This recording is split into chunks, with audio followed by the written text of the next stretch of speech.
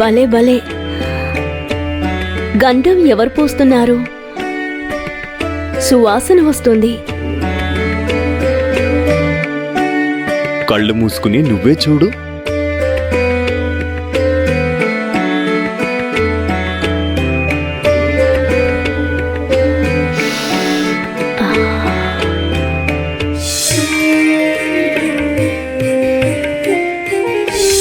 చూశాను, అది చందనం కాదు, సక్కు పేడ పూస్తోంది. ఎవరికో.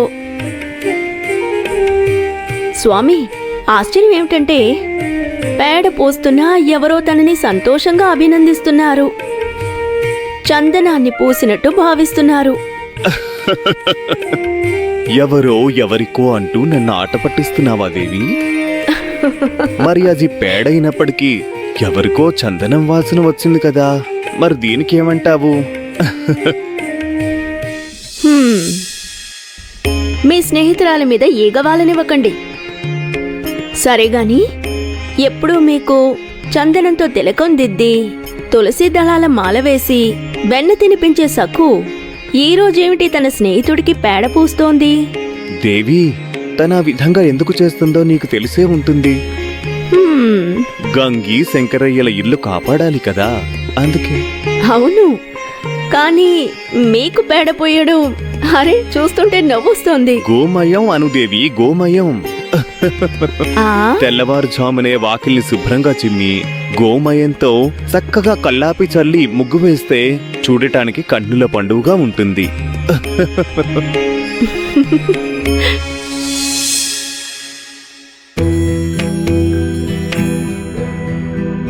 పాండురంగా, నేను ఈ పని ఎందుకు చేస్తున్నానో నీకు తెలుసు కదా. నువ్వు నువ్వు దయచేసి తప్పుగా అనుకోకు. సక్కు ఇలా చేసిందని నువ్వు నా రుక్మిణి అమ్మకు చెప్పు. ఆవిడ నీకు నలుగు పెట్టి అభ్యంగన స్నానం చేయిస్తుంది. నువ్వు కాసేపు నా కోసం కాసేపు సహించు. బావుంది స్వామి. మీ స్నేహితురాలు గోమయం పూస్తుంది, నేను నూనె రాసి నలుగు పెట్టి అభ్యంగన స్నానం చేయించాలి. ఇదేం న్యాయం? అయితే నాకు స్నానం చేయించవా? నేను ఎవరినడిగినా కాదని అనరు. అరే అరే ఆగుదేవి,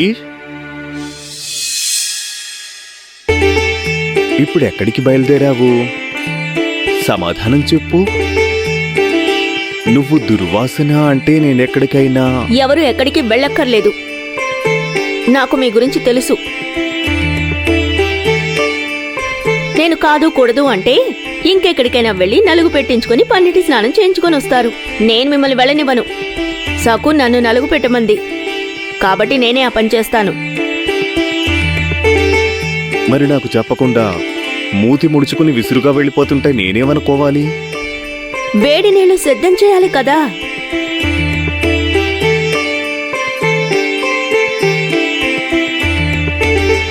వెళ్ళి సిద్ధం చేస్తాను.